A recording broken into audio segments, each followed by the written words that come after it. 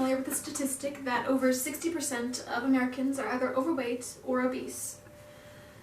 Now, according to an article by Yofel Wong and a few others, they state that by 2050, with the current rise of obesity, that it'll be 90%. 90% of Americans will be obese or overweight in 2050 if we don't try to change it. Now you may say to yourself, why should I be concerned about this? I'm healthy, I'm not overweight, I take care of myself, I shop healthily, I exercise, I do everything that I'm supposed to do. Why should I be concerned about this obesity epidemic? While it does not affect us always in a physical manner, it can affect us in an economical manner. It affects everyone personally, whether, like I said, whether it be healthy, health-wise, or economic-wise. And we need to be aware of this. That way we can encourage ourselves and those around us to attempt to change their lifestyle for the better, to try to avoid this near future that we don't want to have of 90% of Americans being obese. That is not good for us, and is not good for anyone in this country or any other country. According to an article called 10 Putative Contributors to the Obesity Epidemic, there are two major contributors that contribute to obesity, but that we can control personally. One being food marketing, the other being lack of physical activity.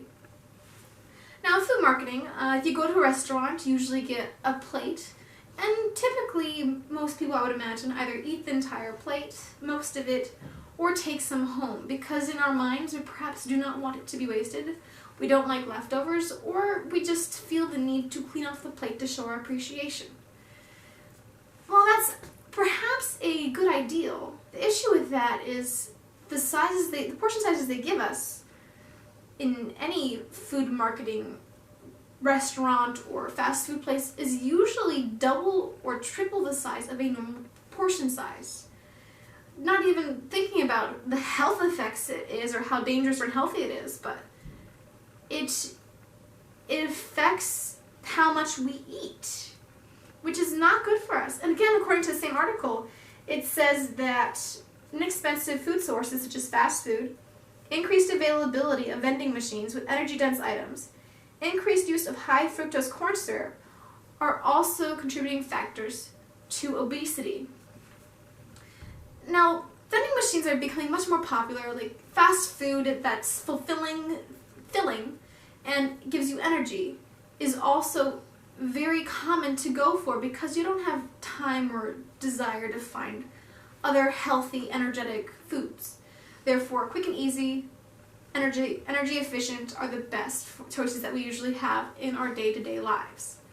If we avoid these or try to change those habits, we can definitely change our own community perhaps, at least ourselves. If we remove vending machines from certain places and the unhealthy foods in the vending machines, we'd have a much more likely chance of avoiding this near future obesity issue. Though it currently is an issue, we just don't want it to be a greater issue. While food marketing and unhealthy food choices is one issue, the other issue was the lack of physical activity.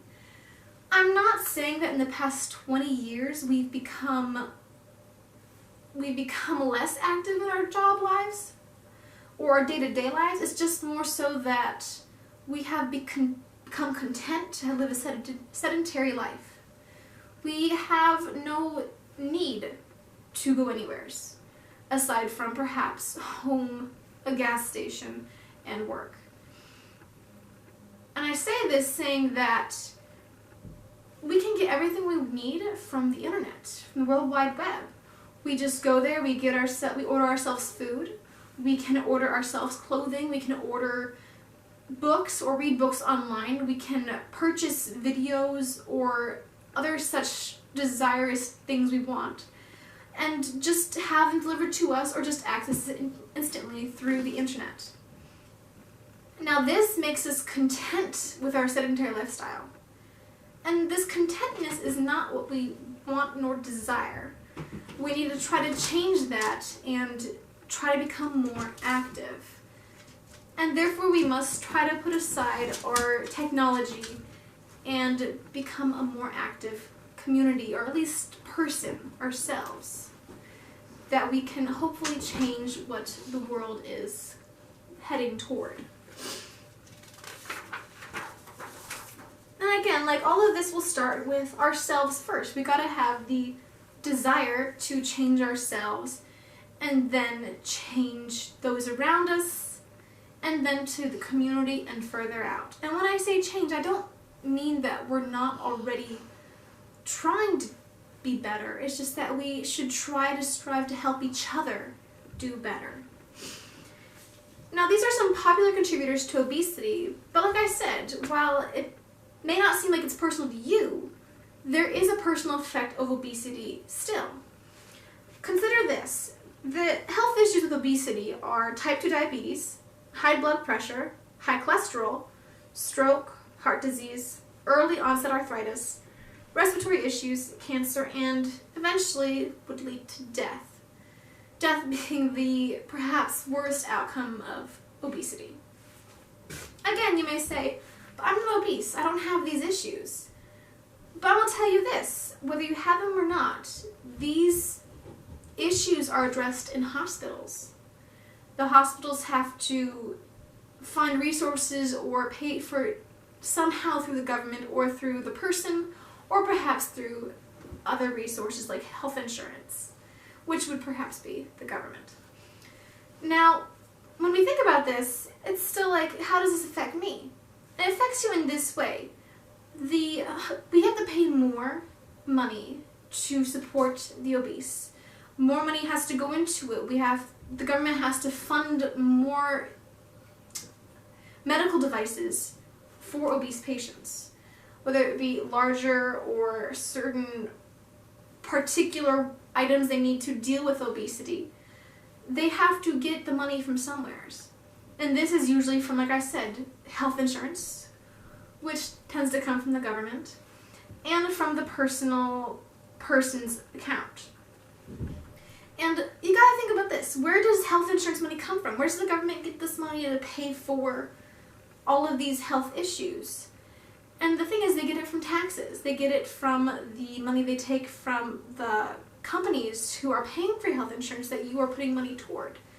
It costs a lot of money to take care of obese or overweight people. According to another article called The Economic Cost of an Obese Society, smoking, armed war, and obesity are nearly equal in cost in the country. They are $2 trillion in total, and healthcare has raised by $190 billion. That is not a small amount of money.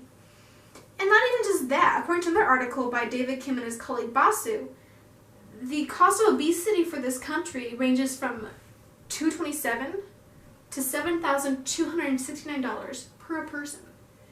And now think about that. There's 60% of the American population that are overweight or obese.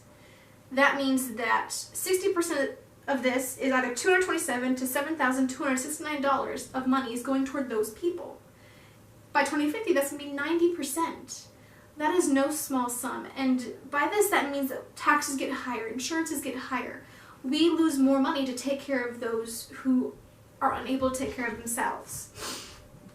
But if we try to encourage people to live a healthier lifestyle, to change their paths, to recognize that they're not going in the best direction, that it costs them just as much as it costs anybody else, if not more, because it can cost their life. We need to try to strive to be as a group to help change not just ourselves, like I said, but our communities around us. Just by the human society, we can advance this idea, we can advance the health that we need by just helping each other, by encouraging each other. Knowing is just half the battle. Changing is the other half of the battle, and we need to recognize that we need to make changes, that we can't always have all these luxury items of unhealthy foods or watch shows and order stuff from our rooms and houses. We need to realize that we have to be more proactive in this obesity epidemic for ourselves and for those around us. And by doing this, We can stop the repercussions of obesity. We can put it off for a while longer, or eventually we could even reverse it if we all work together to change this. Like I said before, whether you're obese or not, this affects not just those who are dealing with it, but you as well. Them, it affects them in a health way, you, it affects in an economic way. And by working together, there is a chance that we can change this for the better. I hope you'll think about this.